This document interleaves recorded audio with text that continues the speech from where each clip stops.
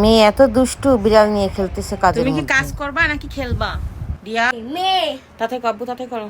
আজকে আমার ঘরটা সেই অগুছালো। আজকে খাট এনেছি, সেটা ফিটিং করব। তা এখানে মানে ছোট জায়গা তো এখানে ম্যাট্রেসটা রেখেছি। দেখুন দুজনে কি আরাম করে ঘুমাচ্ছে, কি বলবো। হ্যালো ইব্রিয়ান, আসসালামু আলাইকুম। সবাই কেমন আছেন? নিশ্চয়ই ভালো আছেন। আমিও আপনাদের দোয়ায় খুবই ভালো আছি, আলহামদুলিল্লাহ। আজ আমার ঘরটার খুব এলোমেলো। আজকে আমি একটা খাট নিয়ে এসেছি, সেটা পাতাবো এখানে। তো আমার আগে একটা ছোট খাট ছিল, আমি একা ঘুমাইতে পারি না ওই ছোটো খাটে। তা সেজন্য আমি আর একটা খাট নিয়ে এসেছি। তো সেই খাটটা আজকে পাতাবো। তা উনি এসেছে আমার বাসায় কাজ করার জন্য, ওনাকে দুপুরবেলা খেতে দিব। উনি আসলে খেয়ে আসেনি, 2টার সময় আসছে, যার কারণে ওনার জন্য আমি রান্না করতেছি মুরগির মাংস ডাটা দিয়ে চিংড়ি মাছতে। কিন্তু ফিটিং করা সব ভিডিও মানে করতে পারিনি, কারণ আমিও তার সাথে হেল্প করেছি। তারপরে রান্না বাড়া ছিল, যাই হোক। তারপর ফিটিং করে দিয়ে উনি কিন্তু চলে গেছে। তারপরে আমরা দুজনে বসে ঘর দুয়ার গুছাচ্ছি। আজকে ঘরে সবকিছু গুছাচ্ছি। নতুন একটা খাট এনেছি, সেটা পাতানোর জন্য। তো সবকিছু গুছানো, খাটটাও ফিটিং হয়ে গেছে। মিকি বাবা, এটা হচ্ছে ছেলে বিড়াল। আমো গুছাও, তাড়াতাড়ি গুছাও।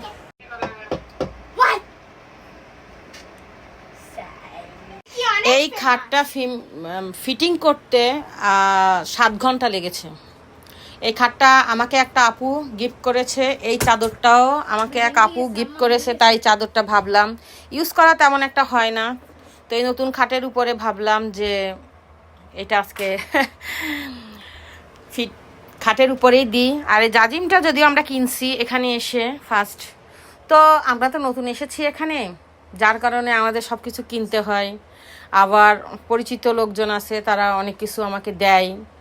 তো একটা আপু, এই আপুটা দিছে আমার খাটটা, আর এই চাদরটাও আর একটা আপু দিয়েছে।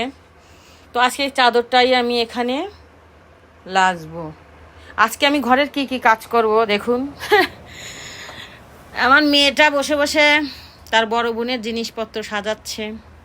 আপু তাড়াতাড়ি করো, আসো চাদরটা ঠিক করি। তুমি কি কাজ করবা নাকি খেলবা? দিয়া,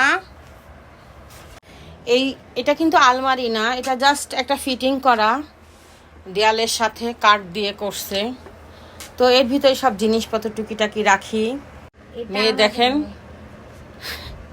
মাথার উপর ক্লিপ দিছে বিড়ালের। এটা আমাদের মিনি মেয়ে। তাতে করো। যে আপুটা আমাকে চাদরটা দিছে সেও আমার ভিডিও দেখে। আপু তোমার চাদর আজকে আসতেছি, থ্যাংক ইউ সো মাচ। তো চাদরটা অনেক সুন্দর। আমরা দুজনে আজকে মিলে ঘরের কাজ করতেছি সব। ওই পাশে টাইম দাও। চাদরটা সেই সুন্দর না?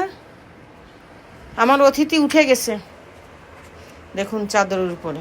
আবার এই বালিশ নিয়ে আসো। এই বালিশ আমি বাংলাদেশ থেকে নিয়ে এসেছিলাম আসার সময় 4টা।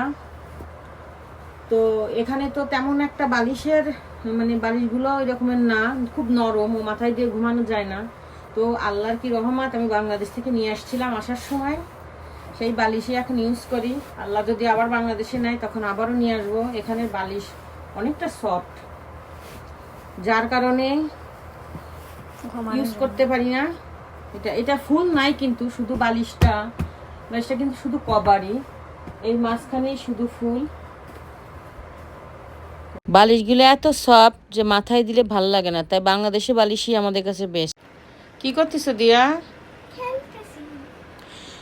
আমি জানি না আপনার কাছে আমার এই খাটটা কেমন লেগেছে। যদি ভালো লেগে থাকে কমেন্ট করে কিন্তু জানাবেন আমার খাটটা কেমন হয়েছে, চাদরটা কেমন হয়েছে। তো এখন বাকি কাজগুলো করব। মেয়ে আমার বিড়াল নিয়ে খেলতেছে, দেখুন ও দুষ্টু। আজকে ছোট মেয়ে তার বড় আপুর ঘরে ভ্যাকুম করতেছে, দেখুন। তাড়াতাড়ি করো আম্মু, তাড়াতাড়ি করো। দেখুন কি করতেছে, দুষ্টুটা আমার হাতে দিলই না। আমার কিন্তু খাট পাতানো শেষ, ঘরটারও কিন্তু আমি ক্লিন করে ফেলছি। আমি জানি না আপনাদের কাছে আমার এই ভিডিওগুলো কেমন লাগে। যদি ভালো লেগে থাকে আমার পেজটি ফলো করবেন। আমি নতুন ইউজার, তো এই জন্য আপনাদের সাপোর্ট আমার ভীষণ প্রয়োজন। যদি ভালো লাগে থাকে লাইক শেয়ার কমেন্ট সাবস্ক্রাইব করবেন। আজকে এই পর্যন্ত, সবাই ভালো থাকবেন, সুস্থ থাকবেন। আসসালামু আলাইকুম।